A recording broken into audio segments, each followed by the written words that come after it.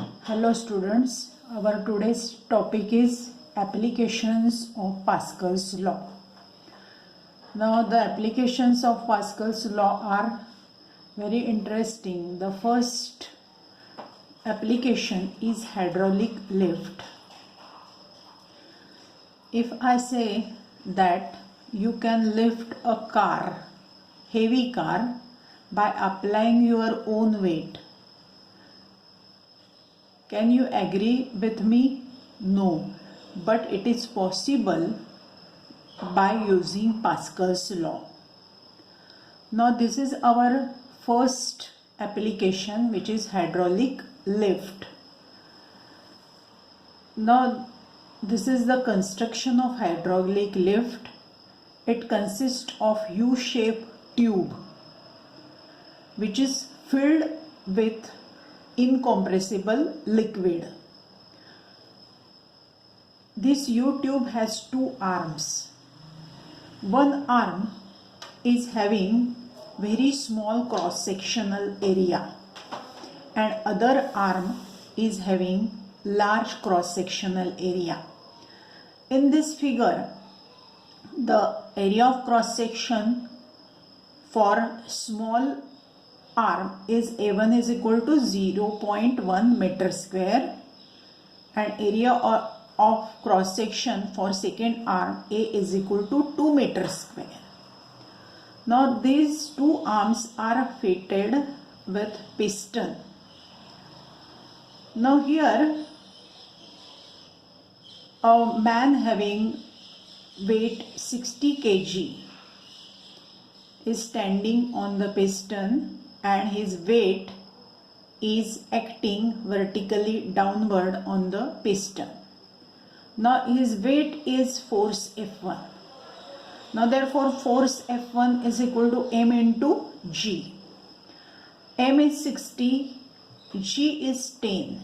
Here we take value of G, that is gravitational acceleration, as 10 meter per second square.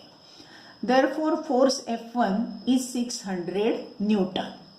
Therefore, 600 Newton force is applied on the piston having cross-sectional area 0.1 meter square. Now, therefore, pressure is force upon area. Therefore, pressure F1 upon A1 is applied on piston A. Now by Pascal's law, pressure applied at any point of enclosed fluid at rest is transmitted equally to each and every point of a fluid. Now therefore, the pressure P1 which is applied at this point is transmitted everywhere in the liquid. Now due to this pressure P, piston A moves in downward direction. The same pressure is produced at this point, and as the liquid is incompressible, this pressure is acting vertically upward and therefore piston B is pushed in vertically upward direction, and this upward pressure produces force F2, and this force F2 is produced on area A2. Now let us see what is the value of F2. We know that P is equal to F1 upon F2 and P is also equal to F2 upon A2. Therefore, F1 upon F2 is equal to F2 upon A2. Therefore, what is F2? F2 is equal to F1 upon A1 into A2. F1 is 600 Newton, A1 is 0.1 meter square and A2 is 2 meter square. If we calculate this quantity, it comes out to be 12,000 Newton. That is, by applying a force of 600 Newton, we can produce force of 12,000 Newton, which is 20 times greater than the applied force. Now this is possible by Pascal's law. Now therefore, by using this much force, that is 12,000 Newton, we can lift a heavy car whose weight is of the order of 1200 kg. Now therefore, this is called as hydraulic lift, and this is used in car service station. Now let us see the second application. For that, let us turn the page.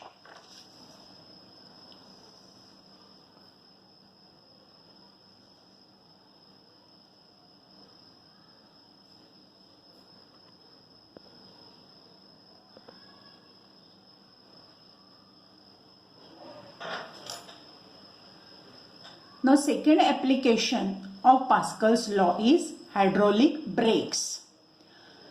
Now we know that when brakes are applied to a vehicle, either its speed reduces or it stops. That is, brakes are applied to reduce the speed of vehicle or to stop the vehicle. Now hydraulic brakes, they are based on Pascal's law, and by using this hydraulic brake we can stop the vehicle having its weight of the order of 1000 kg, which is moving with the speed of the order of 100 km per hour, by applying very small force on brake pedal. Now let us see the construction and working of hydraulic brakes. In hydraulic brakes, there is a small cylinder. It is called as master cylinder. This master cylinder is having area of cross section A1. It is fitted with a piston. To the piston, a brake pedal is attached. Now this master cylinder is connected to 4 cylinders, which are the wheel cylinders or slave cylinders, through a pipe. Now incompressible fluid is filled in all these 5 cylinders and pipes also. Now these 4 cylinders, they are also fitted with piston, and these 4 cylinders, they are attached to the 4 wheels of a vehicle. Now when a force F1 is applied to a brake pedal, this force F1 is applied on area A1. Here one thing should be noted, that the area of cross section for all these 4 wheel cylinders is A2, and area A2 is greater than area A1. Area of cross section for wheel cylinder is greater than area of cross section for master cylinder. When force is applied to a brake pedal, this force is applied on area A1. Now due to this force, a pressure is produced, and this pressure is applied to this point of incompressible liquid. And by Pascal's law, when pressure is applied to the enclosed incompressible liquid or fluid which is at rest, it is transmitted equally at each and every point in the fluid or liquid. Now therefore this pressure is produced to each and every point in the fluid. It is produced in this wheel cylinder, it is produced in this wheel cylinder, it is produced in this wheel cylinder and also in this wheel cylinder. And due to this pressure, these pistons, they move in this direction for this cylinder, they move in this direction for this cylinder, and for these two direction they move in this direction. And these pistons pushes the friction lining towards the rotating wheel, and as a result of which the rotating wheel stops or speed of rotating wheel reduces. Now therefore this is actual working of hydraulic brakes. But now let us see the working of hydraulic brakes with rotating wheel. Now for that, here there is again a paddle and this is master cylinder. This master cylinder is fitted with a piston. Then this is a pipe of transmitting fluid. Now this pipe is attached to the wheel cylinder. Now in wheel cylinder again there are two pistons. Then there is a brake.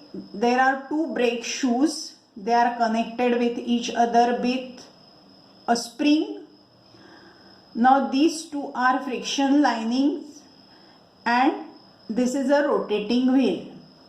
Now when small force is applied on the paddle on this area of cross section, a pressure is produced and this pressure is applied to the incompressible enclosed fluid at this point. It is transmitted equally to each and every point of the fluid.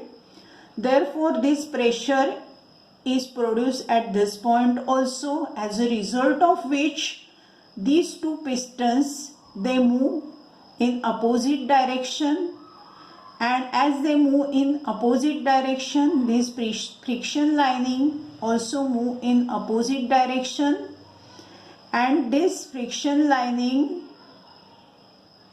stop when it touches to the rotating wheel. Rotating wheel either stops or its speed reduces. In this way the hydraulic brakes works. Now therefore this is second application of Pascal's law. Now we stop here for today.